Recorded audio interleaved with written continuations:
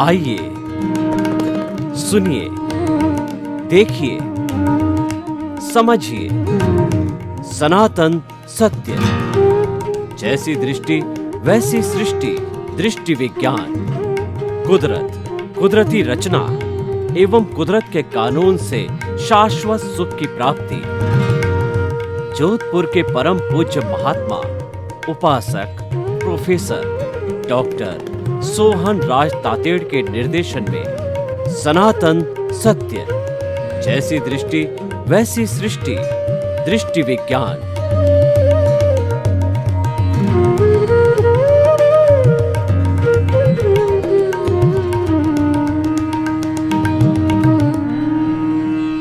भाई और बहनों, मातृशक्ति को नमन।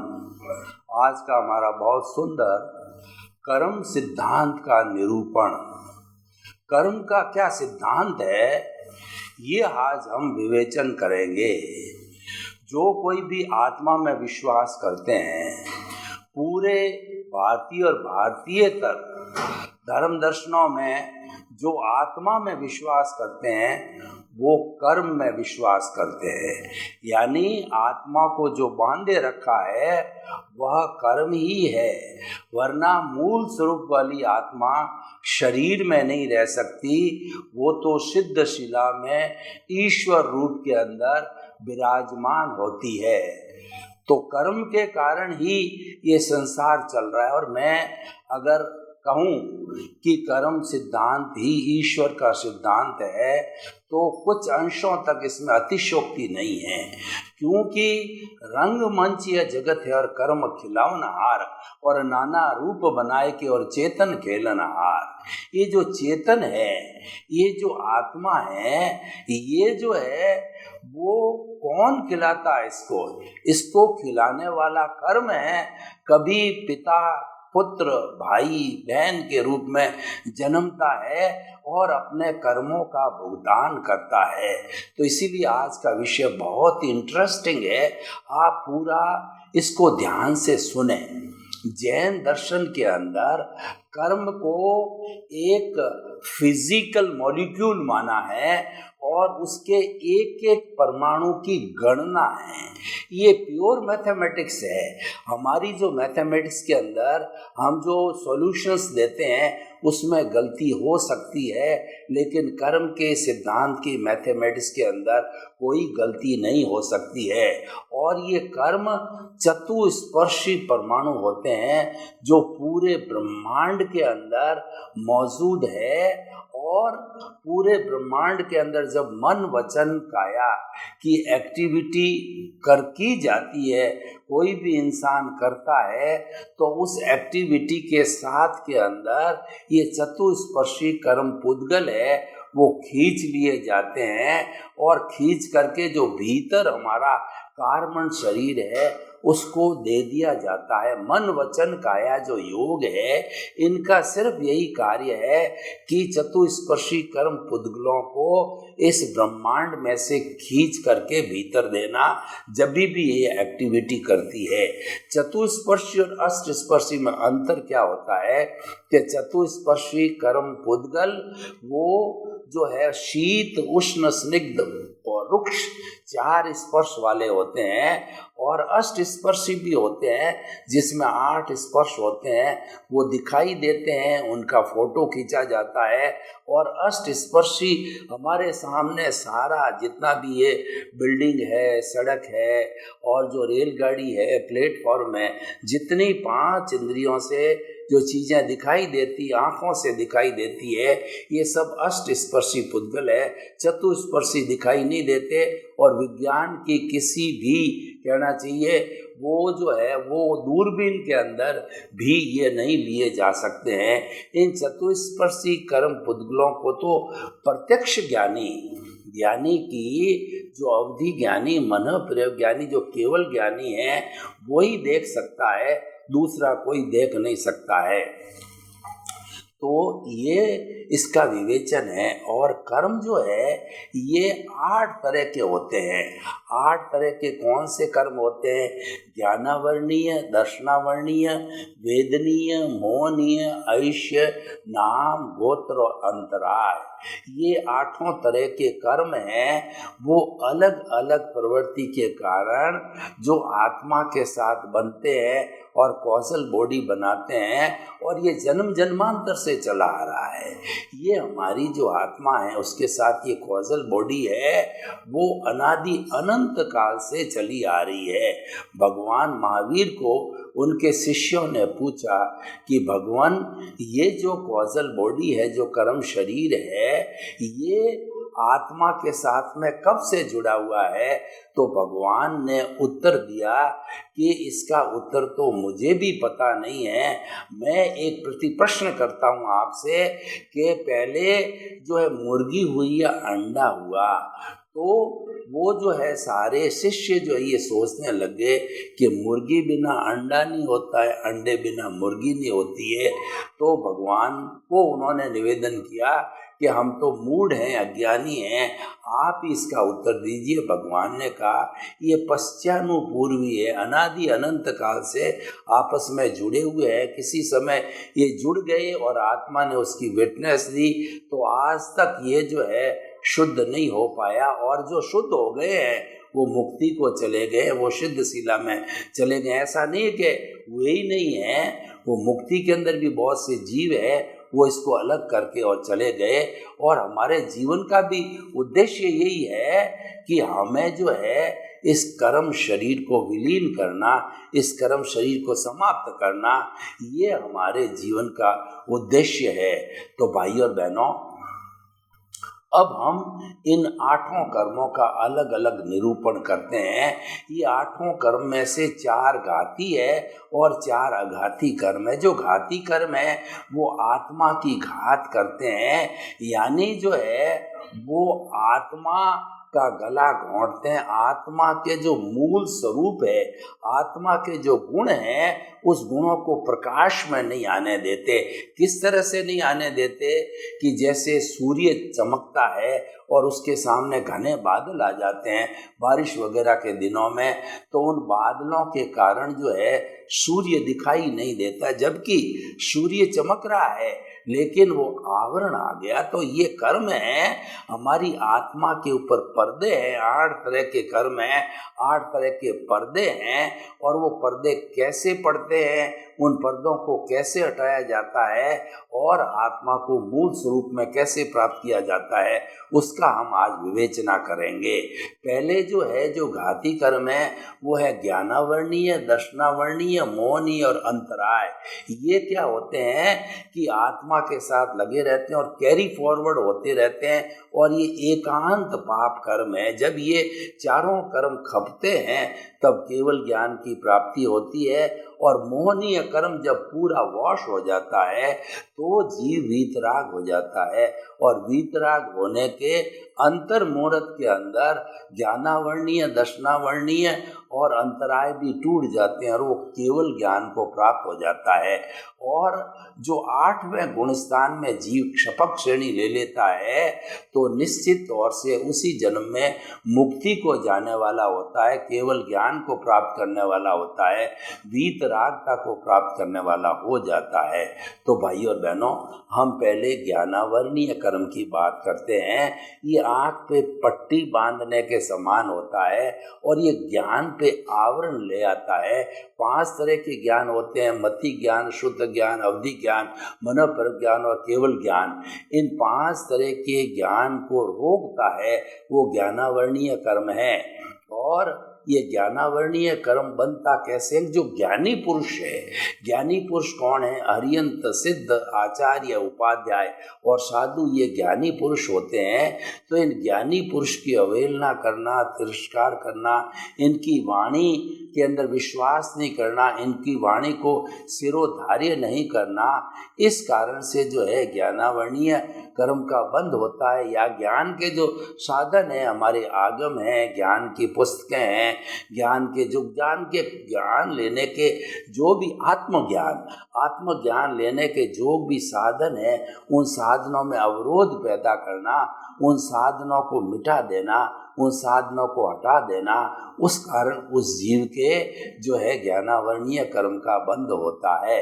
और ज्ञानावरणीय कर्म छूटता कैसे है कि ज्ञानी पुरुष वही अरियंत सिद्ध आचार्य उपाध्याय और साधु है, इनकी जो है उपासना करना, इनके नियमों का पालन करना और इनकी वाणी को सुनना, इनकी सत्संग करना, इनसे ज्ञान लेना और ज्ञान के जितने भी साधन हैं, चाहे धार्मिक पुस्तकें हैं, चाहे आगम है, वो बांटना या कोई वो उसका उपयोग कर रहा है उसमें अवरोध पैदा नहीं करना है।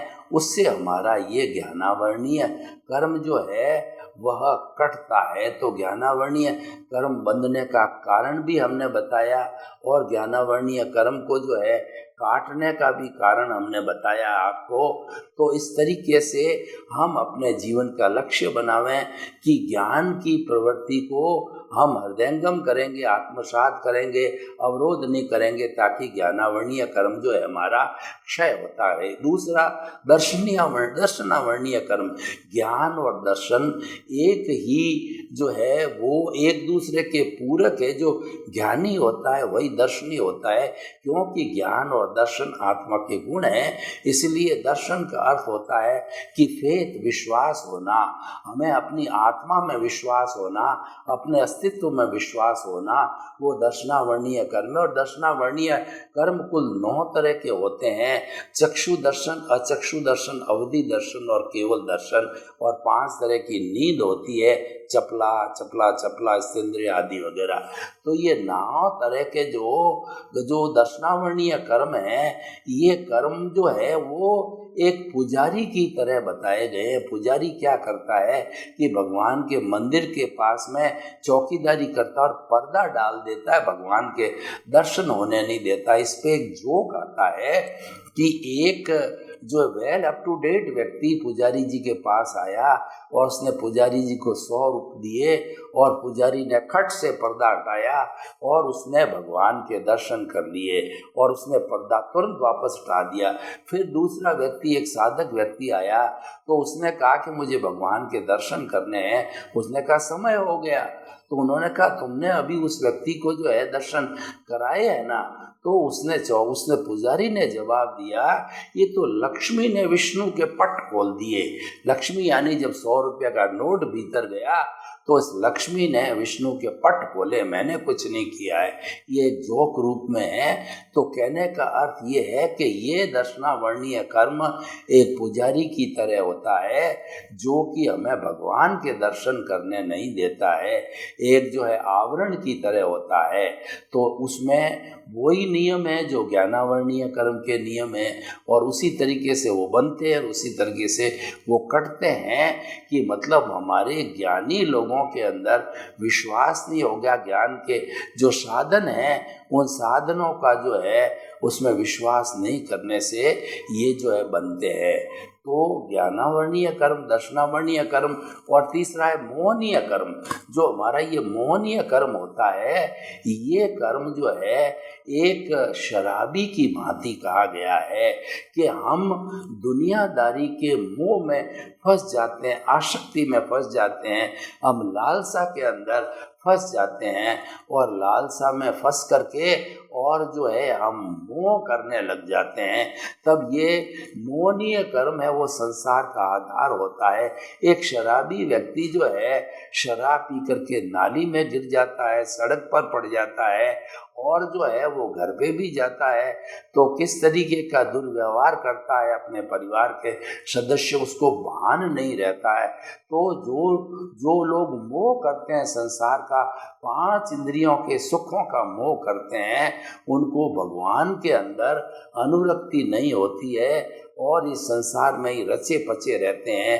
तो मोहनीय कर्म बंधने का कारण आसक्ति है। धन के प्रति आसक्ति, बाल बच्चों के प्रति आसक्ति, परिवार के प्रति आसक्ति, जितनी भी हमारी आसक्ति है उन सब का कारण है मोहनीय कर्म। और मोहनीय कर्म को अगर हटाना है तो हमें अनासक्ति को लाना होगा, हमें नॉन अटैचमेंट करना होगा, हमें कमलवत जीवन जीना होगा, हमें विदेह की साधना करनी पड़ेगी, तब जाकर के हमारा ये मोहनीय कर्म कट सकता है। जब हम वैराग्य को पैदा करते हैं तो मोहनीय कर्म जो है वो झड़ने लग जाता है। तो इस तरीके से मोहनीय कर्म को हम वैराग्य के द्वारा हटा सकते हैं, जीत सकते हैं। और चौथा कर्म होता है वो हमारा अंतराय कर्म होता है। अंतराय का मतलब ये तीनों कर्म, जो ज्ञान का अंतराय, दर्शन का अंतराय और हमारी आसक्ति वगैरह है, ये भी अंतराय है। जब ये तीनों कटते हैं तो अंतराय कर्म ऑटोमेटिकली कट जाता है। अंतराय कर्म इनके कटने के बाद कटता है और अंतराय लगती है जब ये कर्म बनते हैं, छूटते नहीं। अब देखिए, अंतराय कर्म जो है 5 भागों में बांटा गया है कि वो कौन कौन से: दान, लाभ, भोग, उपभोग और वीर्यांतराय। और ये बनता कैसे अंतराय कि कोई व्यक्ति दान देता, उसमें अड़चन पैदा करना, मंदिर बनाने में, मंदिर की संस्था में हमने अड़चन डाल दी, वो दानांतराय लग गई हमें। और लाभ है, कोई व्यक्ति आपस के अंदर अपना एग्रीमेंट करते हैं, एमओयू करते हैं लाभ का, लेन देन का, और हमने उसके अंदर अंतराय, रुकावट डाल दी, तो वो हमारा लाभांतराय जो है वो बंध जाता है। और भोगांतराय, जो भोजन है, पानी है, जो हमारे खाने की जो वस्तुएं हैं, उन सब चीज़ों को जो हम किसी दूसरे व्यक्ति को जो है उससे रोकते हैं, तो हमारा ये भोगांतराय लग जाता है। और उपभोगांतराय, उपभोग कौन सा होता है? एक वस्तु को बार बार हम उपयोग में लाते हैं, जैसे मकान है, ज्वेलरी है, कपड़ा है इत्यादि। तो बार बार जो है जिसको काम में लाते हैं वो भोगांतराय है। और कोई व्यक्ति उसका उपयोग कर रहा है, हमने उसके अंदर अड़चन पैदा की, बाधा डाली और उसके अंदर रुकावट पैदा करी, तो हमें भोगांतराय लगता है। वीर्यांतराय का अर्थ होता है हर शरीर के अंदर नया वेदनीय कर्म आता है और ये ब्रॉड फॉरवर्ड नहीं होता है। और आयुष्य कर्म 4 तरह की गति होती है: नरक गति, तिरंज गति, मनुष्य गति और देव गति। मनुष्य गति, देव गति शुभ गति होती है, और ये जो है मनुष्य गति सरलता, रिजुता के कारण मनुष्य गति मिलती है। और देव गति सराग, संयम, यानी हम जो है श्रावक के रूप में, साधु के रूप में, संयमी के रूप में जितनी भी साधना करते हैं उससे देव गति मिलती है। सम्यक्त दर्शन से भी देव गति मिलती है। तो ये, और नरक गति जो है वो कहना चाहिए पंचेंद्रिय वध, महापरिग्रह और जो है आरंभ समारंभ से जो है नरक गति मिलती है। 7 नरक नारक की होती हैं, उसके अनुसार उसको आयुष्य का बंध होता है। और तिर्यंज गति झूठा, माप तोल और दूसरा क्या षड्यंत्र है, और झूठे कागज तैयार करना, जाली कागज तैयार करना, इन सब चीज़ों से जो है वो हमारे इसका जो है वो तिर्यंज गति का बंध होता है। तो इस तरीके से हम अच्छे कार्य करके अच्छी गति का बंध कर सकते हैं। हमें हमेशा हमारा कर्म अच्छा होना चाहिए। कर्म जो है सरलता का, रिजुता का और बिना धोखाधड़ी का होना चाहिए। दूसरे के अस्तित्व को स्वीकार करना चाहिए, आत्मतुलावत रहना चाहिए कि जैसी मेरी आत्मा है वो समस्त 84 लाख जीवा योनियों की आत्मा भी वैसी, और वास्तव में वो वैसी है ही है। सामान्य रूप से उसमें कोई भेद नहीं होता, सबकी एक सा होती है। अगर ये चिंतन हम यूनिवर्सलाइज योर कॉन्शियसनेस को कर देते हैं, बहुत विस्तार दे देते हैं हमारी आत्मसत्ता को, हमारी सोच को, तो जो है हमारे ये जो मनुष्य गति हमको मिल सकती है। और गति, मनुष्य गति की कामना क्यों करनी चाहिए कि मनुष्य गति ही एक ऐसी है जो कि मुक्ति को जाती है, कर्मों को ज़्यादा से ज़्यादा खपा सकती है। 8 कर्मों को सबसे ज़्यादा खपाने के लिए मनुष्य गति है। मनुष्य गति के अंदर ज्ञाता, दृष्टा, दृष्टि विज्ञान, भेद विज्ञान, इन सब के द्वारा हम कर्मों के पुलिंदों को बहुत जल्दी काट सकते हैं। इसीलिए इसको लिफ्ट कहा जाता है, हवाई जहाज कहा जाता है, इसको शुद्ध भाव कहा जाता है कि अगर आप शुद्ध भावों में रहो तो आपका जो है भटकाने वाली गतियाँ हैं उसमें नहीं घूमना पड़ेगा। आप तो डायरेक्ट जो है वो आत्मा के खाते में रहोगे, और उस आत्मा के खाते में रहने पर जब भी आपको अगर ज्ञान लिया हुआ है, आप आत्मपद पर बैठे हो, आपकी प्रज्ञा जागृत है, आप 5 आज्ञा का पालन कर रहे हो, आप संवर और संभाव में रह रहे हो, ज्ञाता दृष्टा भेद विज्ञान दृष्टि विज्ञान इन सब का पालन कर रहे हो, तो आपको हर बार मनुष्य जीवन मिलेगा।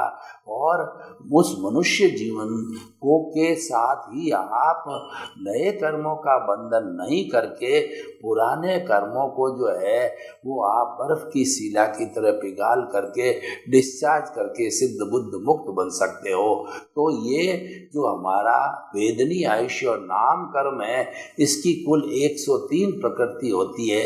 गति, जाति, वर्ण, गंध, रस, स्पर्श और यश अपयश, और जो है हमारा तीर्थंकर गोत्र तक भी शुभ आयुष्य, शुभ जो है नाम कर्म जो है वो हमारा बंद होता है। और नाम कर्म का जो बंद होने का कारण ये है कि हमारी कथनी करनी में अंतर, अगर कथनी करनी का अंतर मिट जाए तो हम जल्दी मुक्ति को जा सकते हैं, क्योंकि मुक्ति में जाने को रोकने वाला कथनी करनी है, ये कर्ता भाव लाता है, ये ऑनरशिप डूअरशिप, ये ब्लेम और क्लेम लाता है।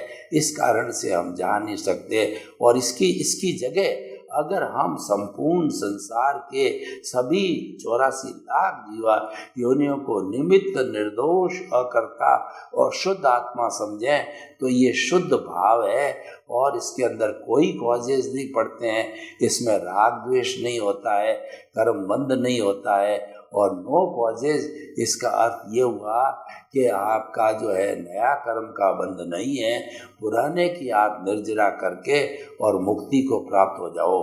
तो इसलिए वेदनी आयुष्य नाम और एक गोत्र होता है जो सोशल स्टेटस देता है कि अच्छे घर में अच्छे कुल के अंदर जन्म लेना, अटालिका के अंदर जिसमें सारी सुख सुविधाएं होती है उसमें जन्म लेना, ये पुण्योदय के कारण होता है। पापोदय के कारण व्यक्ति झुग्गी झोंपड़ी का जो है जन्म ग्रहण करता है, जिसमें सब कठिनाइयां हैं, खाने को बराबर नहीं मिलता, स्थान नहीं मिलता, सर्दी गर्मी के अंदर उसका प्रोटेक्शन नहीं होता।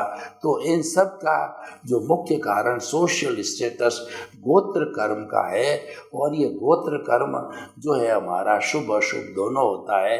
और ये 8 तरह के जो हमारे मद है, उन मदों को करने से जो है ये हमारा गोत्र कर्म बनता है। वो मद कौन से हैं?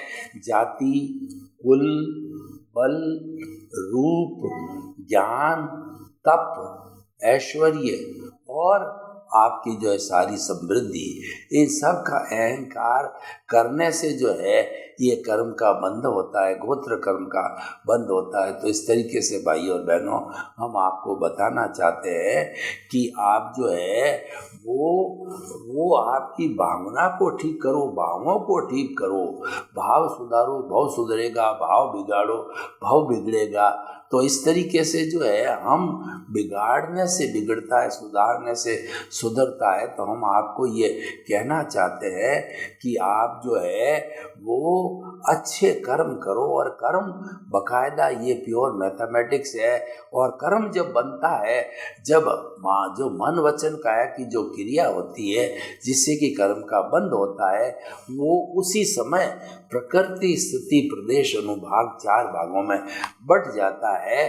प्रकृति का मतलब 8 कर्मों में से कौन सी प्रकृति का कर्म बंद हुआ है, स्थिति का मतलब जो बंधन हुआ है वो कर्म जो आत्मा के साथ कितने समय तक रहेगा, और प्रकृति स्थिति प्रदेश उसकी कितनी क्वांटिटी है, उन प्रदेशों की क्वांटिटी का भी हिसाब रहता है। और अनुभाग का मतलब वो कैसा रस देगा, जब उदय और प्रारब्ध आएगा तो वो व्यक्ति को कैसा दुखी करेगा और कैसा उसके अंदर चिंतन कराएगा, इसको रस कहते हैं, अनुभाग कहते हैं। तो इस तरीके से ये इनका जो कर्म की 10 तरह की प्रकृतियां होती है, तो उन प्रकृतियों के अनुरूप जो है इन कर्मों का बंध होता है। और हम जो है कर्मों को बंद करने के लिए धर्म की क्रिया जो है वो हम करने लग जाते हैं, तो ये कर्म कटते जाते हैं। क्योंकि कर्म और धर्म का जो है ये आपस के अंदर एक दूसरे का अलग अलग जो है वो प्रकृति होती है। जहाँ धर्म आ गया वहाँ कर्म नहीं टिकता, जहाँ कर्म होता वहाँ धर्म नहीं टिकता। तो इस तरीके से ये हम धर्म के माध्यम से अपने कर्मों के बंधन को रोक सकते हैं। तो इसीलिए अगर आप कर्म बंधे हुए हैं, आपकी कॉजल बॉडी है, उसको हटाना चाहते हो तो आप शुभ और शुद्ध भावों को अपनाओ।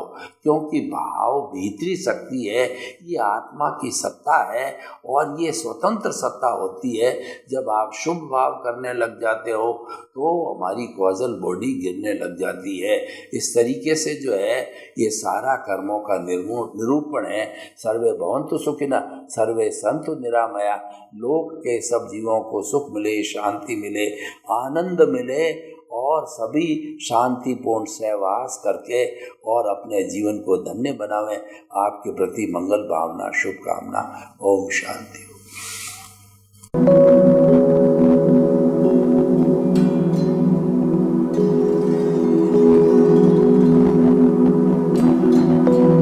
एक ऐसा अंतर्राष्ट्रीय ख्याति प्राप्त मानव जो गुरु प्रेरणा से पिछले 20 वर्षों से वानप्रस्थ जीवन जीते हुए 24 घंटे मानवता की सेवा में संलग्न है। एक ऐसा मानव जो अभी राष्ट्रीय, अंतर्राष्ट्रीय टीवी चैनलों पर 7,500 एपिसोड के माध्यम से सनातन सत्य, आत्मविज्ञान एवं पुनरुत्थान, व्यवहार एवं निश्चय जगत के जीवनोपयोगी विषयों पर हृदय स्पर्शी प्रवचन कर चुका है। उस मानव का नाम है महात्मा उपासक प्रोफेसर डॉक्टर सोहन राज तातेड़।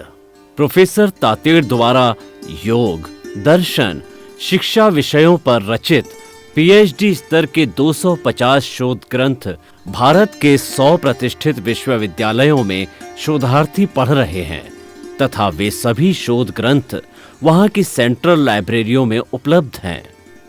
महात्मा सोहन राज ने अभी तक हजारों स्कूलों, कॉलेजों, विश्वविद्यालयों एवं संस्थाओं में सेमिनार, वर्कशॉप, कैंप लगाकर लाखों विद्यार्थियों को योग, दर्शन, शिक्षा का प्रशिक्षण देकर उन्हें सुसंस्कारित किया। डॉक्टर तातेड़ ने भारतीय संस्कृति उत्थान के 4000 से अधिक समसामयिक विषयों पर आर्टिकल लिखकर ऑनलाइन जर्नल, पत्रिकाओं, वेबसाइट्स पर प्रकाशित किया, जिसका उपयोग लाखों पाठक कर रहे हैं। उपासक तातेड़ के 5000 से अधिक आज का सुविचार, आज का शुभ संदेश, आज का मंगल भावना योग आदि चिंतन websites, Twitter, blogger, Facebook, YouTube माध्यमों से लाखों लोग अपना जीवन निर्माण कर रहे हैं। मानवता के मसीहा ऐसे महामानव महात्मा सोहन राज तातेड़ के प्रोफाइल को अभी तक विश्व के 20 लाख दर्शक यूट्यूब पर, 12 लाख गूगल पर एवं लाखों दर्शक फेसबुक, ब्लॉगर, ट्विटर और इंस्टाग्राम पर देख चुके हैं।